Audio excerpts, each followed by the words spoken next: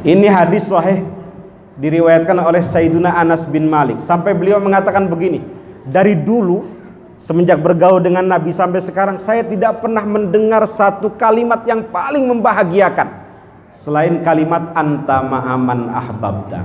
Engkau akan dikumpulkan bersama dengan orang yang engkau cintai. Kalau begitu saya mencintai Rasulullah. Kalau begitu saya mencintai Abu Bakar. Kalau begitu saya mencintai Umar. Mudah-mudahan sebab cinta saya ini kepada mereka, saya dihimpun bersama-sama dengan mereka, walaupun amal saya tidak seperti mereka.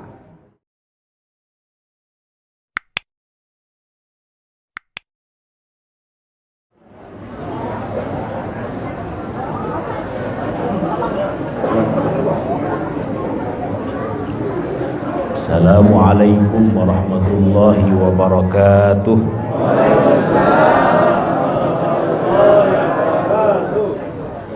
Alhamdulillahi wahdah, wassalatu wassalamu ala man la nabiyya ba'dah, wa ala alihi wa ashabihi wa man walah. Mari sama-sama ibu bapak Allahumma faqihna fiddin wa 'allimna at-ta'wil. Allahumma inna nas'aluka ilman nafi'a wa amalan salihan mutaqabbala wa rizqan wasi'an halalan tayyiban mubaraka. Allahumma ja'alna wa auladana wa dhurriyyatina min ahlil ilmi wa ahlil khair wa ahlil Qur'an, wa la taj'alna wa iyyahum min ahlil jahli was-su'i wasyarri wad-dairi wad-tughyan birahmatika ya arhamar rahimin. Walhamdulillahi rabbil alamin. Amma ba'd. Hadaratil afadil sadatil ulama wal habaib wal masyayikh wal asatid al a'izza yang kami muliakan, para alim, ulama, para guru, tuan guru, para sepuh, bini sepuh, para habib, para aparatur pemerintah yang hadir dalam kesempatan yang mulia ini, wabil khusus Ketua Dewan Kemakmuran Musholla At-Tawwabin, saya lupa namanya tadi, Bapak Haji Muhammad Sayyad, hafizahullah.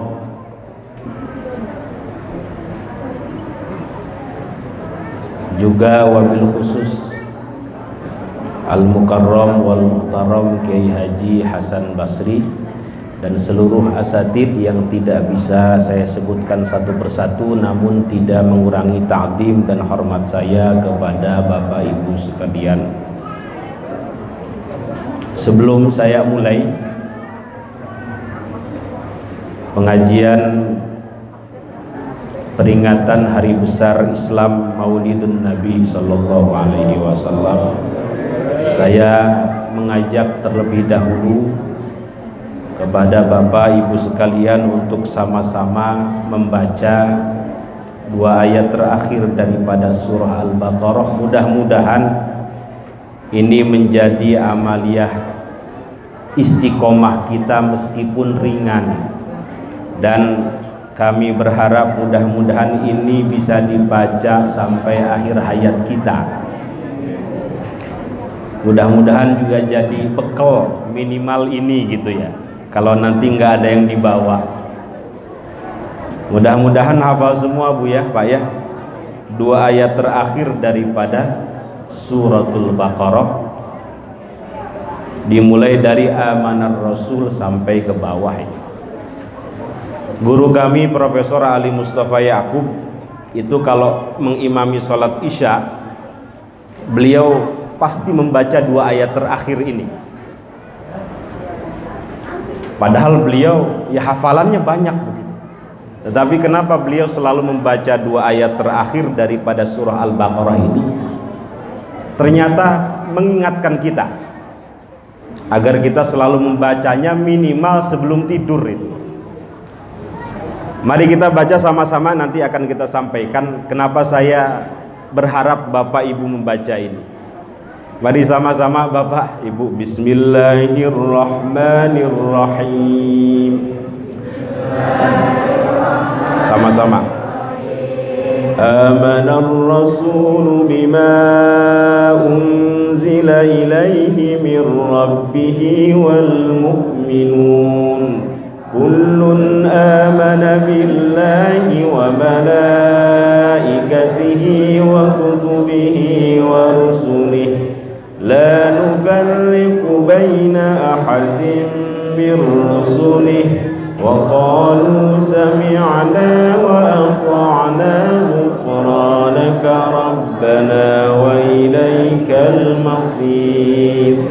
لا يكلف الله نفسا إلا وسعها لها ما كسبت وعليها ما اكتسبت ربنا لا تؤاخذنا إن نسينا أو أخطأنا ربنا ولا تحمل علينا إصرا كما حملته على الذين من قبلنا ربنا ولا تحملنا ما لا طاقة لنا به واعف عنا واغفر لنا وارحمنا أنت مولانا فانصرنا على القوم الكافرين.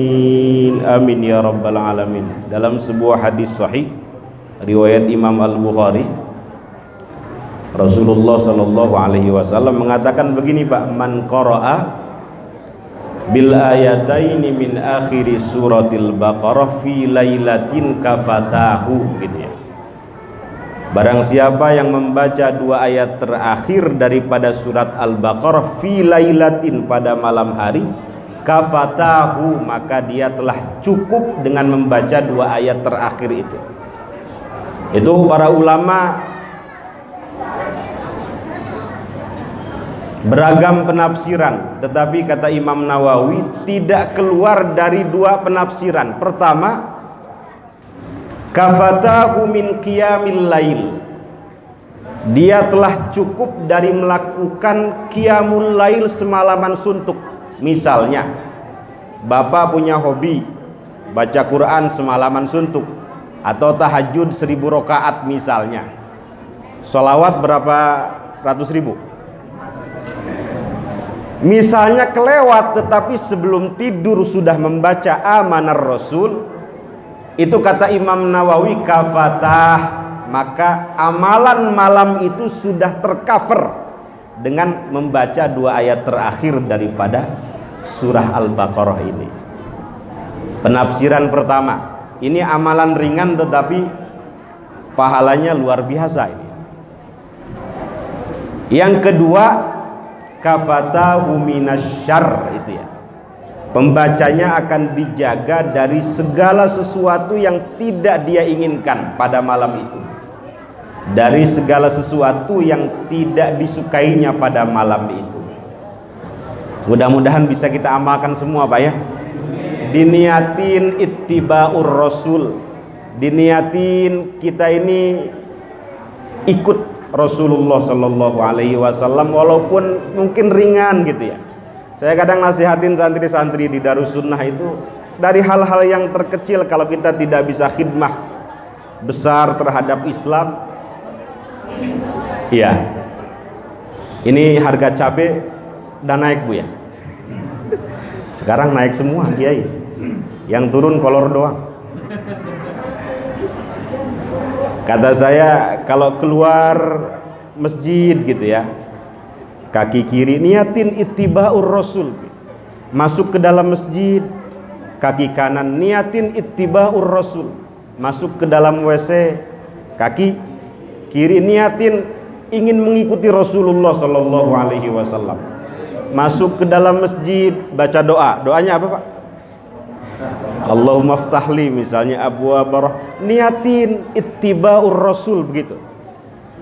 Mudah-mudahan kita dianggap sebagai keluarganya Rasulullah Sallallahu Alaihi Wasallam, meskipun kita tidak seperti Habib. Kalau Habib sudah jelas jalurnya, Al-Idrus, Al-Attas, As-Segab, ada lagi Azmat Khan. Kalau kita kan abu-abu ini, jangan-jangan jalurnya ada yang ke Fir'aun begitu kan? Nggak apa-apa, yang penting kita dianggap sebagai keluarganya Rasulullah Sallallahu Alaihi Wasallam. Kalau keluarga Pak ya, saya punya anak, minta jajan pasti saya perhatikan Pak. Kalau keluarga mau minta apa pasti saya kasih. Itu kalau kita anggap dia keluarga. Ada seorang sahabat mulia namanya Salman Al-Farisi. Orang mana itu? Orang Persia. Tetapi Nabi mengatakan kepada beliau, Salman minna ahlal bait. Salman bagian daripada keluarga kami. Padahal tidak ada hubungan sama sekali dengan Rasulullah Sallallahu Alaihi Wasallam. Tetapi kenapa beliau mau menganggap Salman sebagai keluarganya? Maka para ulama mohon maaf membagi keluarga Nabi itu dua. Ada min jihatin nasab, ada min jihatil kasab gitu ya. Dari jalur nasab, ada dari jalur kasab, usaha begitu. Ada dari sisi biologis, ada dari sisi ideologis. Kalau Bapak tidak ada jalur dari sisi biologis, usaha dari sisi ideologis gitu. Salman dianggap oleh Nabi luar biasa itu, sebagai keluarganya. Ada lagi satu sahabat namanya Bilal bin Rabah radhiyallahu an, muadzinun Nabi. Itu kata beliau, Bilal minna ahlal bait. Ada lagi satu sahabat namanya Suhaib minna ahlal bait. Padahal keduanya bukan keturunan Nabi, bukan keluarga Nabi, dari Quraisy pun bukan. Kalau Abu Lahab jelas itu keluarganya, walaupun menyimpang begitu. Abu Jahal keluarga tapi jauh.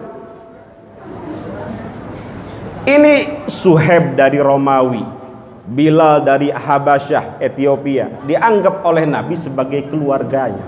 Itu kan luar biasa Pak. Kenapa kata para ulama? Karena mereka mau ittiba, mau mengikuti Nabi. Bahkan ada salah satu sahabat itu yang tekstual dalam memahami hadis Nabi itu. Karena ada yang maknawi, ada yang lafzi gitu ya. Nah, ada sahabat yang tekstual sekali itu. Kalau Nabi duduk begini, dia duduk begitu.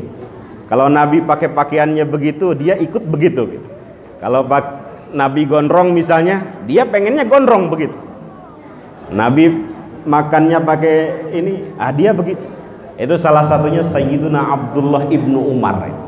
Jadi Pak Kiai, Pak Ali Mustafa Yakub memasukkan Abdullah ibnu Umar ini sebagai sahabat yang tekstual katanya. Tetapi Sayyidah Aisyah dimasukkan oleh beliau sebagai sahabat yang kontekstual, yang maknawi. Karena pernah mengatakan Sayyidah Aisyah, saya lebih baik berkurban dengan emas daripada dengan hewan kurban. Ini yang kita harapkan, yang kita usahakan. Mohon maaf Pak ya, jangankan kita ini dianggap sebagai keluarganya Nabi Pak ya. Kan kita tahu Pak ya, Nabi itu semua yang berasal dari beliau mulia Pak. Jadi oke lah, kita nggak dianggap sebagai keluarganya, minimal umatnya gitu. minimal.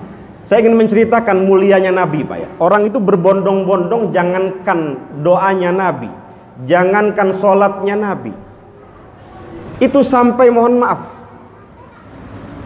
ludahnya beliau menjadi rebutan para sahabat itu.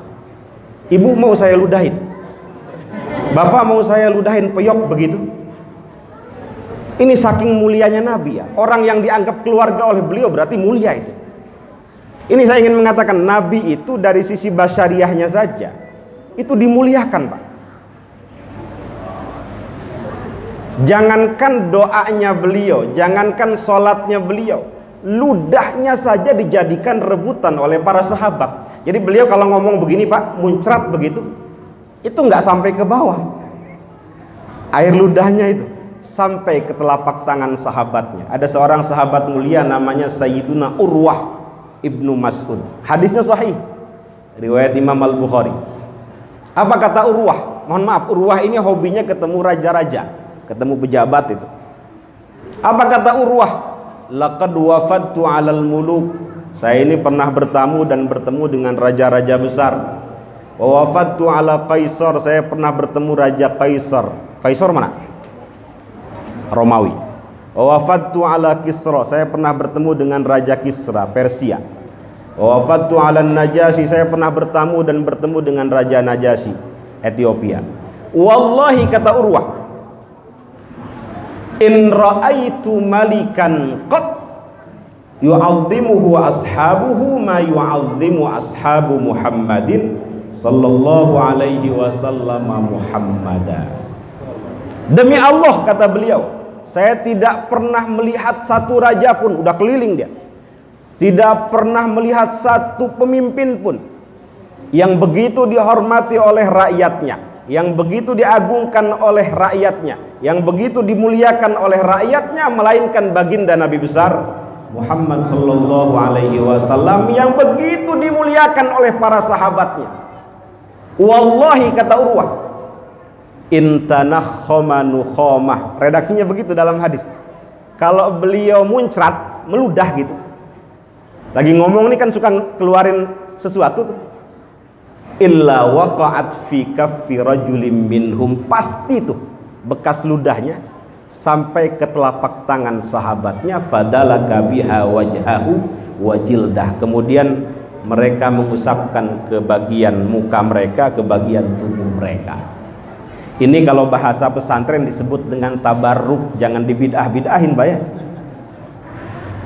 Kalau pada saat itu Nabi membid'ahkan, memusyrikan, sudah melarang beliau. Tetapi ini diriwayatkan oleh Imam Al-Bukhari.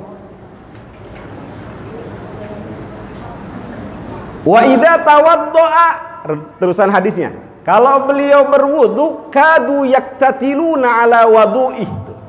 Hampir-hampir sahabat itu yaktatilun. Yaktatilun itu apa? Berebut, bertengkar. Ala wadu'ih. Apa yang diperebutkan? Bekas air wudunya. Ditungguin, beliau wudu ditungguin. Saking dimuliakannya Rasulullah. Maka di pesantren juga begitu. Kalau kiai habis minum kopi itu, ditungguin, jangan-jangan dihabisin. Dihabisin nggak ya? Dihabisin. Ditungguin sama santri itu. Kiainya pulang, rebutan itu. Itu mempraktekkan amalan sahabat. Makanya jarang santri itu sakit gitu, jarang. Yang parah-parah itu. Ada di Garut di tempat saya. Minum apa ini? Ternyata dia minum ini, Pak, air, bukan air comberan, air masjid itu. Enggak sakit perut? Enggak, alhamdulillah, selama saya 5 tahun di sini, katanya. Jadi selama ini dia minum tidak air mateng. Oh, itu mungkin yang disebut dengan berkah itu. Enggak pernah sakit. Wa idza amarahum, terusan hadisnya, kalau Rasulullah sallallahu alaihi wasallam memerintah, ibtadaru amrahu, pasti perintah itu dilaksanakan segera. Wa idza takallama khafadu aswatahum indah, kalau Rasulullah berbicara, para sahabat tidak berani meninggikan suara di hadapan Rasulullah sallallahu alaihi wasallam. Nggak ada yang jawab ini, Pak. Pelit banget gitu. Ini karena yang ceramah 2 orang, saya sebentar aja, Pak ya. Sallu ala Nabi Muhammad. Kata Rasulullah, al-bakhil man dzukirtu indahu wa lam yusalli alayya. Orang yang pelit, orang yang medit adalah orang yang apabila disebut namaku tidak bersolawat kepadaku. Sallu ala Nabi Muhammad. Ya Nabi salam alaika, ya Rasul salam alaika, ya Habib salam alaika, salawatullah alaika, asyraqal badru alaina, فاختفت منه البدور مثل حسنك ما رأينا قط يا وجه السرور.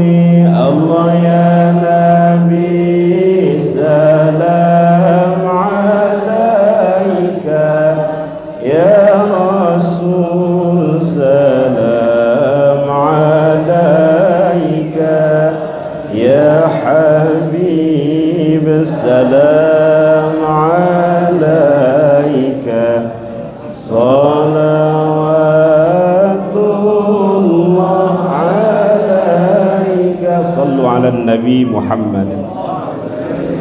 Ibu kenal Abu Lahab? Kenal Abu Lahab? Pernah ketemu? Enggak pernah, mudah-mudahan enggak ketemu. Ayatnya tiap hari dibaca. Tabbat yada Abi Lahabi wa tab. Itu dalam riwayat Bukhari, mohon maaf ya. Itu dimimpikan oleh kerabatnya. Ditanya, gimana perlakuan Allah terhadap engkau? Ya saya disiksa. Tetapi setiap hari Senin, kata Abu Lahab dalam mimpi itu, keluar dari jari jemari saya air. Ini yang disebut oleh ulama sebagai rukhsatul adab itu ya. Keringanan siksa setiap hari Senin. Itu disebabkan karena saya membebaskan budak saya, hamba saya yang bernama Suwaibah al-Aslamiyah. Ini yang kemudian menjadi susuan Nabi, ibu susuan Nabi. Hanya karena itu beliau setiap hari Senin mendapatkan rukhsatul adab. Pertanyaannya, bagaimana dengan mereka yang setiap hari berbahagia, Pak ya? Dengan lahirnya baginda Nabi besar Muhammad sallallahu alaihi wasallam. Abu Lahab yang kafir saja bahagia mendengar lahirnya Rasulullah, kemudian membebaskan budaknya Suwaibah al-Aslamiyah. Beliau mendapatkan keringanan siksa. Padahal di neraka kafir itu, di neraka selamanya. Sehingga ada seorang ulama hadis bernama Al-Hafidh Syamsuddin Nasiruddin Ad-Dimashqi, itu membuat sebuah syair begini, Pak. Idza kana hadza kafiran jaa dammu bitabbat yadahu fil jahimi mukhallada ata annahu fi yaumil itsnaini daima, itu ya. Yukhaffaf anhu lis-sururi bi ahmada famadhannu bil abdil ladzi tula umrihi bi ahmada masruran wa mata muwahhida. Ada yang hafal artinya? Ini yang bikin syair seorang ulama hadis ini, Al-Hafidh lagi gelarnya. Ya, lettingannya lettingan Al-Hafidh Ibnu Hajar Al-Asqalani, Al-Hafidh Al-Iraqi, Al-Hafidh Al-Bukhari. Jadi nggak bisa dibantah lagi ini udah. Apa kata beliau? Idza kana hadza kafiran jaa dammu. Kalau yang ini saja kafir, sudah jelas celaknya dalam Quran, kekal di neraka. Tetapi setiap hari Senin ata annahu fi yaumil itsnaini daima yukhaffaf anhu, diringankan bagi dia lisurur, sebab dia dulu bahagia bi ahmada, bahagia atas lahirnya baginda Nabi besar, Muhammad sallallahu alaihi wasallam. Famadhannu, kata beliau, bil abdil ladzi tula umrihi bi ahmada masruran wa mata muwahhida. Maka bagaimana perkiraanmu dengan orang yang seumur hidupnya bahagia, seumur hidupnya bersolawat, seumur hidupnya bersyukur atas hadirnya baginda Nabi besar Muhammad sallallahu alaihi wasallam, wa mata muwahhida, dan dia meninggal dalam keadaan mengesahkan Allah subhanahu wa ta'ala. Demi Allah, kata Al-Hafidh Syamsuddin Nasiruddin Ad-Dimashqi, orang ini akan diselamatkan oleh Allah subhanahu wa ta'ala. Yang kafir saja dikasih rukhsatul adab, maka bagaimana yang bertauhid kepada Allah subhanahu wa ta'ala? Akan diberikan solusi dari segala persoalan yang menghimpitnya, dan akan diberikan pertolongan nanti di akhirat. Amin amin ya rabbal alamin. Maka kalau dengar solawat itu langsung disaut gitu loh Pak. Sallu ala Nabi Muhammad. Langsung bergetar gitu. Saya pernah dikasih ijazah solawat. Orang sekarang pengennya ngamalin sholat tuh buat nyari duit Pak. Tapi saya kasih Bapak kalau mau. Ini saya dikasih Habib Sagap, Nurul Iman Parung. Nah, Habib Sagap. Nama salawatnya Syajaratun Nukud. Udah namanya udah keren ini. Nama salawatnya Syajaratun Nukud, pohon uang. Ini biar semangat aja, saya kasih amalan biar beliau Habib Sagap ini ada jariah gitu. Mudah-mudahan bisa diamalkan Bapak kalau hidup susah terus itu. Ruwet terus. Utang banyak terus, dengan keluarga bertengkar terus, dengan masyarakat bawaannya suuzon terus, misalnya begitu. Kata Habib Sagap, amalin sholawat ini, ringan, pendek, dan hitungannya tidak banyak. Jadi ceritanya begini Pak, Habib Sagap tuh punya mursyid, punya guru namanya Syekh Balqaid dari Aljazair, terkenal, gurunya para ulama. Nah, beliau ngaji kepada Syekh Balqaid ini sebelum pulang, namanya guru Pak ya, namanya guru itu kadang bisa melihat ahwal muridnya ya, baik lahir maupun batin. Kadang-kadang gitu dilihat Habib Sagap ini kayaknya kalau pulang ke Indonesia bakal melarat ini, kayaknya bakal susah. Ainul basirah, yang dilihat mata batinnya. Sagap sini, kata Syekh Balqaid, ini saya punya amalan, sudah saya amalkan, sudah tajribat gitu, sudah pengalaman, sudah diamalkan. Mudah-mudahan kamu kalau ngamalin ini nggak susah hidupmu. Mudah-mudahan di depan rumahmu ini ada uang gitu, ada pohon uang. Kata Habib Sagap, apa namanya murid ngeyel ya, Bib, saya tuh ngaji ke sini bukan nyari duit, bukan Bib, bukan nyari dunia, kata Habib Sagap. Saya ini ingin belajar tasawuf, ingin belajar hati. Begitu kata Habib Sagap. Udah amalin aja, kata Syekh Balqaid. Namanya guru Pak ya, tahu keadaan murid kadang. Gimana redaksinya memangnya? Redaksinya Allahumma sholli ala sayyidina Muhammad wa ala ali sayyidina Muhammad. Wah, udah 1 jam aja nih. Hafal semua Pak? Biar nggak susah gitu loh Pak hidup itu. Biar kaya semua ya. Jangan musola minta-minta, aduh. Oke Pak. Allahumma, mari. Sholli ala sayyidina Muhammadin wa ala ali sayyidina Muhammadin. Nama sholawatnya Syajaratun Nukud, sholawat pohon uang. Itu kata beliau saya amalkan 7 tahun. Bapak sudah pernah berkunjung ke pesantren Nurul Iman Parung? Pernah. Itu sampai orang pelit sekalipun Pak, bolong sakunya pengen ngasih ke saya, udah jangan ngasih lagi. Udah, saya udah banyak uang ini, pengen terus ngasih itu Pak. Itu kalau orang sudah dimakbul doanya itu. Orang pelit sekalipun, bakhil bin medit bin kerek, itu bolong pengen ngasih beliau itu. 27.000 santri gratis makan Pak di situ. Dari mana? bi barakatis salawat ala nabi. Saya istiqomah, kata beliau, mengamalkan salawat Syajaratun Nuqud itu 7 tahun. Pulang ke Indonesia saya cuma punya 1 baju. Ke rumah sakit harus ngutang. Tetapi karena saya istiqomah, nggak tahu duit datang aja itu, Pak. Alhamdulillah. Dan beliau ijazahkan ke saya, ke santri-santri.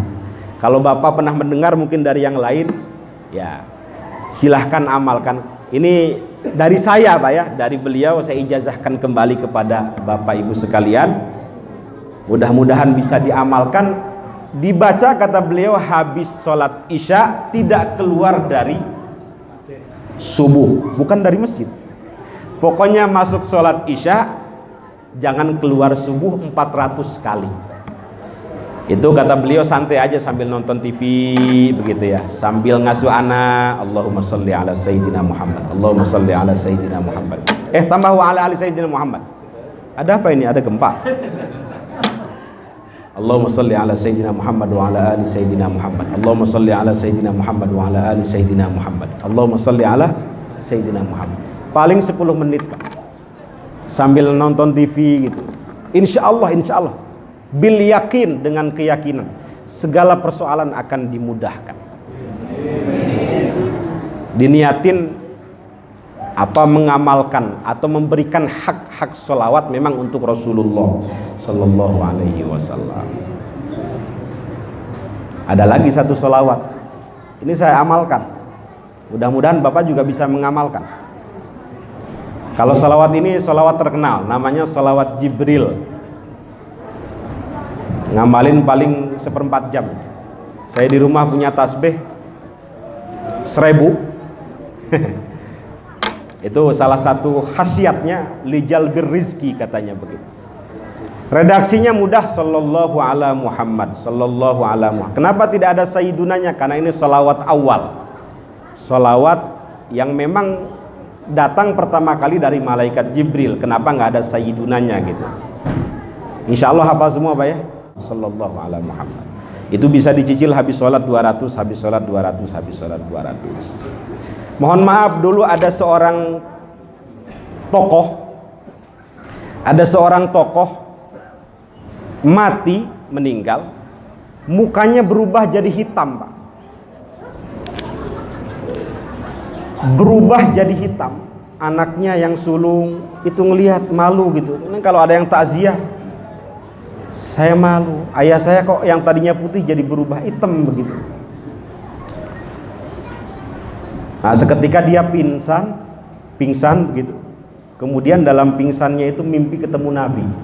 Tenang, kata Nabi, ayahmu ini walaupun ahli maksiat ketika hidupnya, tetapi dia istiqomah membaca sholawat itu. Ahli maksiat tapi ahli sholawat juga itu. Ini contoh yang paling rendah saya sampaikan, Pak, ya. Bukti bahwa Nabi itu mulia. Nabi itu betul memberikan syafaat kepada umatnya. Tenang, meskipun dia ahli maksiat, tetapi dia ahli sholawat. Saya simpan sholawat dia, akan saya berikan sekarang. Nanti kamu bangun berubah jadi putih, jangan malu lagi, kata Rasulullah Sallallahu Alaihi Wasallam. Betul, dia bangun berubah jadi putih lagi itu. Dan ini masyhur ceritanya, yang cerita Habib Umar bin Hafid dari Yaman. Sampai dia terinspirasi, nggak ada zikir yang lain selain salawat itu. Umroh kemana-mana didengerin nama sahabatnya tuh, kok zikirnya salawat terus. Nggak, ini pengalaman pribadi pokoknya. Didengerin salawat lagi, Pak. Di masjid yang didengerin zikirnya salawat, nggak ada subhanallah, nggak ada itu, Pak. Astagfirullah, nggak ada, salawat aja begitu. Pokoknya ini pengalaman pribadi, kata dia begitu. Kenapa? Karena ayahnya yang tadinya hitam menjadi putih bi barakatis sholawat ala nabi. Ini yang ingin saya sampaikan, maksudnya adalah semua yang berasal dari Nabi itu mulia. Maka siapapun yang berhubungan selalu dengan beliau akan dimuliakan oleh Allah Subhanahu wa taala. Terusan hadis yang tadi, wa ma yuhidduna ilaihin nadhar ta'dhiman lahu, dan tidak ada sahabat yang berani memandang lama-lama wajah Rasulullah sallallahu alaihi wasallam ta'dhiman lahu, saking saking takdimnya beliau kepada atau mereka kepada Rasulullah Sallallahu Alaihi Wasallam. Ini yang pertama yang ingin saya sampaikan. Kedua, udah 1 jam. Mudah-mudahan hadirnya kita di sini menjadi sebab solehnya anak-anak kita, Pak. Saya sampaikan di mana-mana, amal soleh yang kita lakukan sekarang itu sesungguhnya investasi untuk anak dan keturunan kita. Ada seorang ulama namanya Sa'id Ibnul Musayyab. Itu manggil anaknya, ya ibni, wahai anakku, saya ini memperbanyak sholat, roja'an an uhfadhafi, memperbanyak sholat sunnah maksudnya, tidak lain dan tidak bukan agar engkau dijaga oleh Allah, agar keberkahan Allah diberikan kepada engkau. Jadi ini sambungannya tadi. Kalau ittiba kepada Rasulullah berarti ya kita mengamalkan, beramal soleh gitu ya. Nah, amal soleh yang kita lakukan itu tidak hanya bermanfaat untuk pelakunya, tetapi untuk anaknya, untuk keturunannya. Ini kata Sa'id Ibnul Musayyab, ya ibni, saya ini banyak melakukan amal soleh, tidak lain dan tidak bukan untukmu. Makanya ada sebuah adagium, ada kata-kata ulama, solahul aba sababun li solahil abna, itu ya. Solehnya orang tua itu menjadi sebab solehnya anak. Itu terlepas dari pendidikan, perlu, lingkungan, perlu. Tetapi yang paling penting adalah solehnya orang tua dulu. Ini yang perlu kita usahakan itu. Solahul aba sababun li solahil abna. Baiknya orang tua itu menjadi sebab terbesar baiknya seorang anak. Bahkan mohon maaf, tidak hanya akan berpengaruh menjadi soleh, anak itu akan dijaga oleh Allah, Pak. Ada dalam surat Al-Kahf, ayatnya bagaimana Ustaz? Wa ammal jidaru fakana li ghulamain yatimain, mana? Fil madinati wa kana tahtahu kanzul lahuma wa kana abuhuma shalihan. Jadi Nabi Khidir itu dulu menegakkan bangunan anak yatim, diprotes oleh Nabi Musa. Kita minta upahnya aja. Kan dilarang protes, dilarang bertanya. Kemudian setelah itu hada firaku baini wa bainik, terpisah antara Nabi Musa dengan Isa, karena Nabi Musa dengan Nabi Khidir karena terlalu banyak nanya, katanya begitu. Kemudian dijelaskan, kenapa saya menegakkan bangunan anak yatim ini, 2 anak yatim ini, wa kana tahtahu kanzul lahuma, karena di dalam rumah itu ada harta yang banyak terpendam begitu. Ada yang menafsirkan ilmullah, ada yang menafsirkan harta betulan. Jadi hartanya itu ada yang menafsirkan ilmullah, ilmunya Allah, ada yang menafsirkan harta betulan. Itu kenapa dijaga melalui Nabi Khidir? Wa kana abuhuma shaliha, karena dulu orang tuanya, buyutnya itu gemar melakukan amal soleh. Ya muludan, ya majelis taklim, ya dzikir, ya sering ke masjid gitu. Ternyata itu berpengaruh kepada cucunya. Kata para ulama, dari orang tua ini sampai anak yatim 8 tingkatan gitu. Ini kalau udah batuk udah selesai saya. 8 tingkatan masih dijaga oleh Allah. Dulu di Garut itu, Pak ya. Nggak usah cerita ya. 8 tingkatan, ya Allah karim. Wa kana abuhuma shalihan, karena dulu orang tuanya gemar melakukan amal soleh. Sehingga ada seorang ulama namanya Syekh Muhammad Ibnul Munkadir. Itu beliau mengatakan innallaha la yahfadzu birrajuli shalih waladahu. Sesungguhnya Allah akan selalu dan terus menjaga disebabkan kan rajul yang soleh, orang yang soleh waladahu, yang dijaga anaknya. Wa walada waladihi, anak daripada anaknya, keturunannya, cucunya. Tidak hanya keturunannya, wadduwairatil lati haulaha, masyarakat sekitarnya, wa qaryatahu allati huwa fiha, dan kampung di mana dia tinggal. Yang soleh satu, yang dijaga sekampung itu. Jadi harus bersyukur kepada orang soleh itu, karena mereka menjaga masyarakat gitu. Ini mudah-mudahan istiqomah maulid ini, majelis-majelis taklim terus istiqomah, karena itu akan menjaga masyarakat kita. Yang ketiga, mudah-mudahan ini menjadi wasilah agar kita terus menumbuhkan rasa cinta kepada baginda Nabi besar Muhammad sallallahu alaihi wasallam, sebagaimana seorang A'rabi bertanya kepada Rasulullah, mata sa'ah, kapan terjadi kiamat? Nabi nggak jawab macam-macam, beliau menjawab ma'adad talaha, apa yang sudah kamu siapkan untuk menghadapi kiamat? Enggak saya siapin apa-apa, la syai, kata A'rabi ini, kata Badui ini. Beliau hanya mengatakan illa anni uhibbullaha wa rasulah, yang hanya saya siapkan hanya cinta kepada Allah dan cinta kepada Rasulullah sallallahu alaihi wasallam. Nabi seketika menjawab, kalau begitu anta ma'aman ahbabta, engkau akan dihimpun, dikumpulkan bersama orang-orang yang engkau cintai.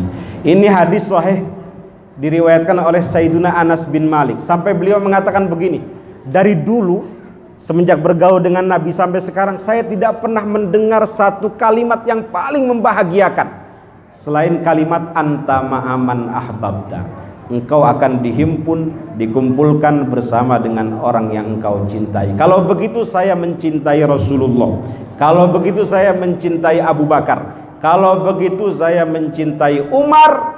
Mudah-mudahan sebab cinta saya ini kepada mereka, saya dihimpun bersama-sama dengan mereka, walaupun amal saya tidak seperti mereka.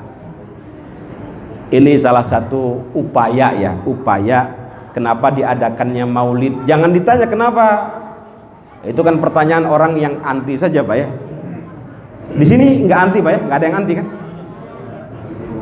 Kayaknya kurang beretika gitu kalau bertanya kenapa kita mengadakan maulid Nabi. Itu sama saja kenapa kita berbahagia atas lahirnya Rasulullah sallallahu alaihi wasallam. Gak usah bahas masalah bid'ah, banyak kelamaan lah. Ini karena penceramahnya 2 orang, jadi saya kira cukup. Mudah-mudahan bisa dipertemukan di lain waktu. Cukup ya Pak Kustul ya. Karena saya lihat udah ada yang batuk, udah ada yang ngantuk gitu. Inna syaitana yajri min ibni adama majrad dam. Jadi kadang setan itu pinter ya. Setan itu kan mengalir di aliran darah manusia, mengalir ke kaki, pengennya jalan-jalan, mengalir ke mata, ngantuk. Jangan-jangan setan mengalir ke tangan, pengennya megang yang enggak-enggak, mengalir ke tenggorokan, khotib kelamaan batuk, khotib kelamaan, jangan-jangan setan. Enggak, kalau di sini nggak ada insyaallah. Mudah-mudahan ada manfaatnya. Bapak Ibu sekalian diberikan kesehatan lahir batin, anak-anak di rumah diberikan yang belajar diberikan ilmu yang manfaat. Mudah-mudahan kita dihimpun bersama baginda Nabi besar Muhammad sallallahu alaihi wasallam. Kurang lebihnya mohon maaf. Wallahul muwaffiq. Assalamualaikum warahmatullahi wabarakatuh.